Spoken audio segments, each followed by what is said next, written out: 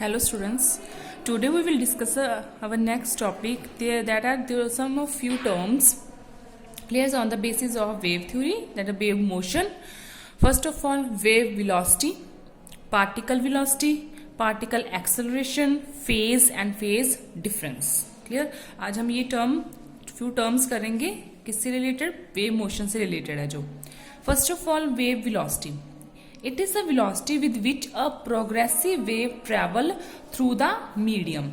It is a constant quantity and is given by v is equals to new lambda. ये already अपने relation किया हुआ है. Clear? क्या होता है, जो वेलोसिटी होती है वो इक्वल होती है फ्रीक्वेंसी और वेवलेंथ के प्रोडक्ट के.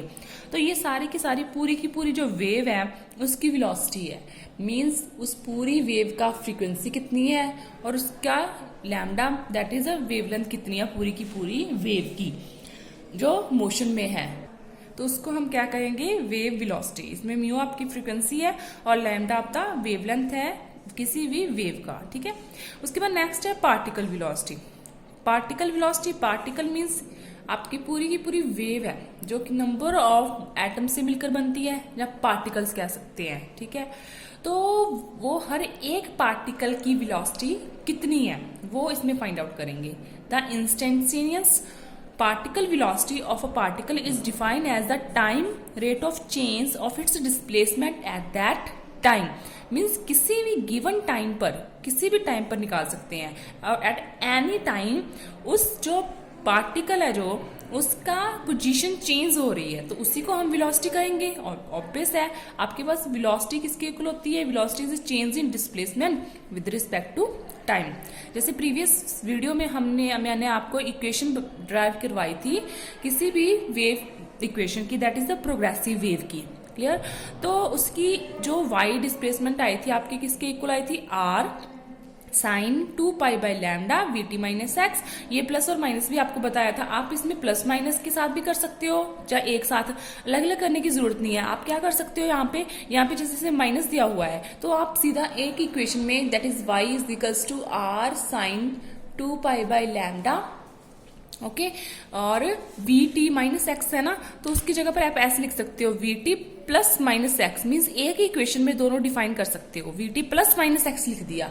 इसमें देखो इक्वेशन पर कोई फर्क नहीं पड़ेगा, बस साइन दोनों साइन आ जाएंगे और दोनों की हमारे पास वेलोसिटी निकल आएगी क्योंकि यहाँ पे सिर्फ साइन का डिफरेंस.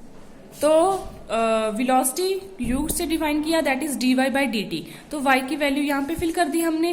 तो इसका डेरिवेटिव कर लिया with respect to t. Already आपको डेरिवेटिव में बहुत बार करवा चुकी हूँ. सिंपल डेरिवेटिव है. सबसे पहले क्या करेंगे, r कांस्टेंट है बाहर लिख लेंगे और इसकी आप प्रैक्टिस भी करना खुद.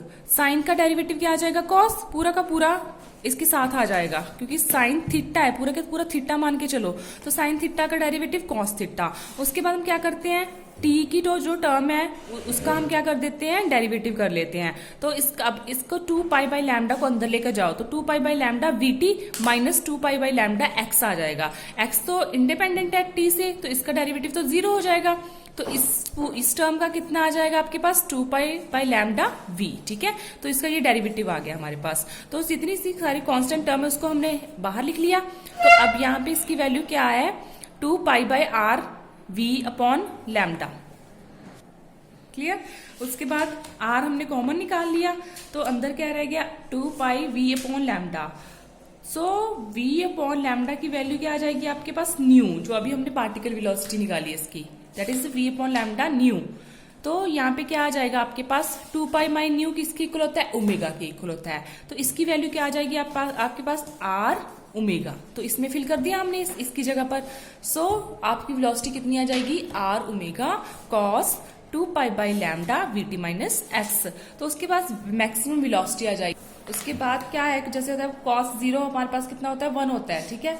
तो कॉस 0 की पर इसकी वैल्यू मैक्सिमम आ जाएगी आपके पास दैट इज आर ओमेगा. और इसको हम बोलेंगे वेलोसिटी एम्पलीट्यूड. ठीक है.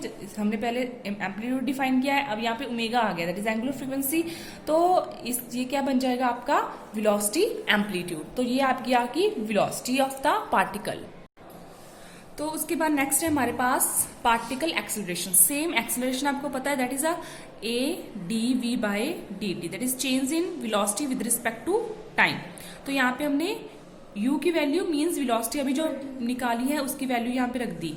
तो that is r omega cos 2 pi by lambda B T minus x. इसमें भी सेम आ जाएगा, आर ओमेगा जो होगा वो आपका कांस्टेंट आ जाएगा, उसके बाद कॉस का derivative sine as it is आ जाएगा, उसके बाद बी टी का जो हैगा हमने साथ में मल्टीप्लाई हो जाएगा। सेम वही डिस्क्रिप्शन करके इसकी वैल्यू हमारे पास ओमेगा की इक्वल आ जाएगी। तो ओमेगा की इक्वल आ जाएगी तो एक ओमेगा ये है, एक ये आ जाएगा, तो इसकी वैल्यू आ जाएगी minus r omega square sine 2 pi by lambda B T minus x. तो ये किसकी इक्वेशन है, आपकी वाई की इक्वेशन है, तो वाई फिल कर दिया हमारे पास यहाँ पे। ठीक है, मीन्स आर भी साथ में ले लेंगे, R sine 2 pi by lambda B T minus X, इसकी वैल्यू किसकी इक्वल है, वाई की। तो एक्सेलरेशन किसकी इक्वल आ जाएगा आपके पास, that is minus omega square Y. Clear. तो मैक्सिमम एक्सेलरेशन किसकी इक्वल आ जाएगा, साइन 90 पे होता है, साइन 90 इज इक्वल्स टू 1, तो मैक्सिमम एक्सेलरेशन कितना आ जाएगा आपके पास, ओमेगा स्क्वायर आर। तो इसको हम बोलेंगे एक्सेलरेशन एम्पलीट्यूड। क्लियर। उसके बाद फोर्थ पॉइंट आ जाता है आपका फेज। फेज आपको पता है that is argument of sine in the equation of a progressive wave, जो हमारे पास ये आया था। क्लियर। अब उसके बाद फेज चेंज विद टाइम। तो अगर आपके पास एक्स कांस्टेंट है, गिवन पॉइंट आपके पास कांस्टेंट है, तो टाइम वेरी करेगा, that is delta T. Clear. तो उसका हमारे पास ये 0 फैक्टर हो जाएगा, तो उसके जो फेज है वो चेंज हो जाएगा with respect to time.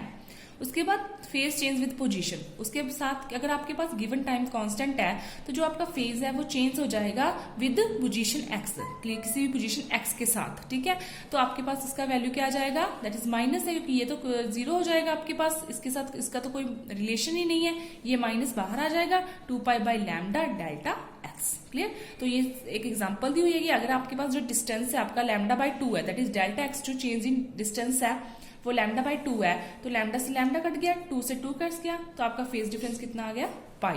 Clear. उसके बाद नेक्स्ट एक और एग्जांपल दी हुई है कि अगर आपका जो डिस्टेंस है, क्लियर, वो कितना है, लैम्डा है। क्लियर। तो लैम्डा से लैम्डा कट गया, तो आपका phase difference, change in phase difference कितना आ जाएगा, 2 पाई आ जाएगा। उसके बाद नेक्स्ट हमारा टॉपिक है that is the superposition principle. Clear. Superposition principle. अब इसमें देखो क्या है, फर्स्ट डेफिनेशन के अकॉर्डिंग करते हैं। सबसे पहले, when 2 or more than 2 trains of wave travel in a medium at a time, each train of a wave proceeds independently as if the other train of wave are absent. The displacement of the particle at any instant of time due to these waves is totally independent of one another and can be obtained by the vector sum of the individual displacements. Such a process by which the different trains of wave traveling through a medium simultaneously overlap one another without losing their individual nature and shape is called superposition of wave. ठीक है, अब simple language में समझो क्या है कि आपके पास देखो ये 2 फिगर्स बनाई हुई हैं, इसके अकॉर्डिंग आपको पूरा क्लियर हो जाएगा। देखो first of all a figure देखो, इसमें क्या है, आपके पास एक स्ट्रिंग है, उसमें 2 वेव्स आ रही हैं, एक ये वाली वेव हो गई, एक ये वाली वेव हो गई। जब हम इसको जग करेंगे एक फिक्स पॉइंट पर करके, ठीक है, तो ये वेव जो है, मान लो आपकी पी वेव जो है इस डायरेक्शन में जा रही है और जो आपकी क्यू वेव है वो इस डायरेक्शन में जा रही है। आफ्टर सम टाइम ट्रेवल करते हुए वो एक दूसरे के नजदीक आ रही है, नियर आ रही है, तो उसके बाद क्या होंगी, वो आपस में दोनों आपस में मिल जाएंगी। क्लियर। आपस में मिल जाएंगी, तो आपस में मिलकर देखो वो एक बड़ी वेव बना रही है ऐसे। ठीक है, जिसका एम्पलीट्यूड जो है वो इससे और इससे ज्यादा है। अगर आपका इसका ए है और इसका भी ए है, क्योंकि सेम ही एम्पलीट्यूड है, देखो आप समझ रहे हो, देखो मीन पोजीशन के अकॉर्डिंग। क्लियर। तो जब जैसे जो दोनों वेव्स जो है मिलेंगी आपस में, तो जब इसी को क्या बोलते हैं हम, सुपरपोजिशन, कि एक वेव इंडिपेंडेंटली इधर से आ रही है, दूसरी वेव इधर से आ रही है, दोनों एक पॉइंट पर मिल जाती हैं हमारे पास, तो एक दूसरे के ऊपर सुपरिम्पोज हो जाती हैं। क्लियर। तो रिजल्टेंट जो उसका एम्पलीट्यूड आएगा वो ऑब्वियस से इंक्रीज आएगा इन दोनों वेव से। ठीक है, तो आफ्टर सम टाइम फिर से वो क्या कर देती है, ये जो क्यू वाली है इसमें से निकल के इधर चली जाती है और ये पी वाली इस तरफ चली जाती है। उसके बाद एक और एग्जाम्पल दी हुई है, इसमें देखो, इसमें तो दोनों की दोनों पॉजिटिव डायरेक्शन में थी, सेम पर डायरेक्शन ऑपोजिट थी। ठीक है, उसका मीन क्रस्ट जो था वो सेम था। उसके बाद जो अनदर है ये वाली, ठीक है, साइन ऑपोजिट है, ये ऊपर है ये डाउनवर्ड है, मतलब ये अपवर्ड है ये डाउनवर्ड है, साइन ऑपोजिट है बट एम्पलीट्यूड सेम है दोनों का, और ये पी इधर जा रही है, क्यू इधर आ रही है। आफ्टर सम टाइम दोनों एक दूसरे के नियर आ रही है, तो उसके बाद देखोगे कि कुछ टाइम के बाद ये जो वेव है वो इसके साथ ऐसे सुपरिम्पोज हो जाएंगी, ऐसे। ठीक है, क्लियर है, डायग्राम थोड़ा क्लियर नहीं है, देख लो एक बार।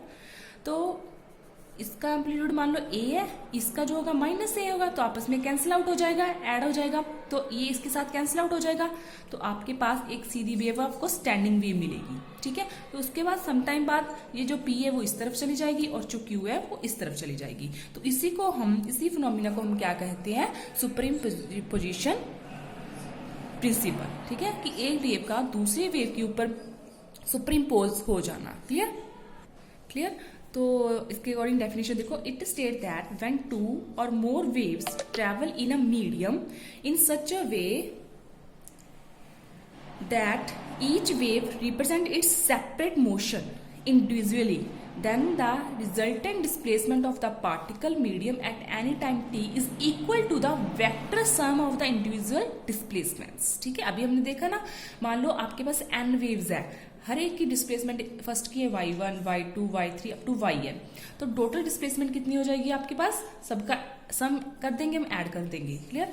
जैसे अभी हमने किया, अभी हमने दो वेव्स ली जिनका एम्पलीट्यूड था सेम था, मान लो y1 का भी, क्योंकि y जो एम्पलीट्यूड होता है वो क्या होता है, आपकी मैक्सिमम डिस्प्लेसमेंट होती है, तो इसको हम y की टर्म में रिप्रेजेंट कर सकते हैं। तो आपका एम्पलीट्यूड मतलब y1 की और y2 की वैल्यू कितनी आ जाएगी, a, क्योंकि दोनों वेव्स के जो एम्पलीट्यूड वो a है, सेम है जो फर्स्ट केस में हमने लिया था, तो मैक्सिमम कितनी आ जाएगी 2a, वो इंक्रीज हो गई थी ना, जैसे ये था, जैसे ये मान लो इसकी a है, इसकी भी a है, इसकी भी a है, तो टोटल मिलकर कितनी बन जाएगी, ये 2a बन जाएगी। क्लियर। तो इस केस में देखो क्या है, इसकी भी a है, इसकी भी a है, बट ऑपोजिट साइन है, तो टोटल रिजल्टेंट कितना हो गया इसका 0। क्लियर। तो देखो 2a बन गया और जो ऑपोजिट वाला था उसका रिजल्टेंट कितना हो गया 0, that is a standing wave. तो अब ये देखो that superposition of two waves give rise to the following important effects. When two waves of same frequency moving with the same speed in the same direction superimpose each other, तो उसको हम क्या कहेंगे, interference. Clear.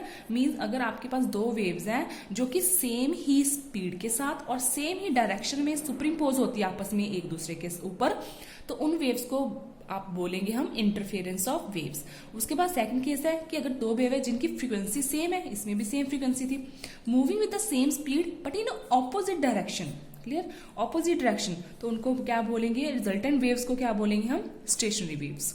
उसके बाद अगर next है जो है आपके, अगर आपके पास दो वेव्स हैं जिनकी जो फ्रीक्वेंसी है वो डिफरेंट है, moving with the same speed and in the same direction but frequency different है, तो उनको क्या बोलेंगे हम, बीट्स। क्लियर। तो ये थी आपकी कुछ वेव मोशन की वेव्स, और इम्पोर्टेंट फैक्टर था आपका सुप्रीम पोजीशन प्रिंसिपल, कि ए वेव का दूसरे वेव के ऊपर सुप्रीम पोज हो जाना। ठीक है, तो इसमें अगर कोई भी डाउट हो तो पूछ सकते हो।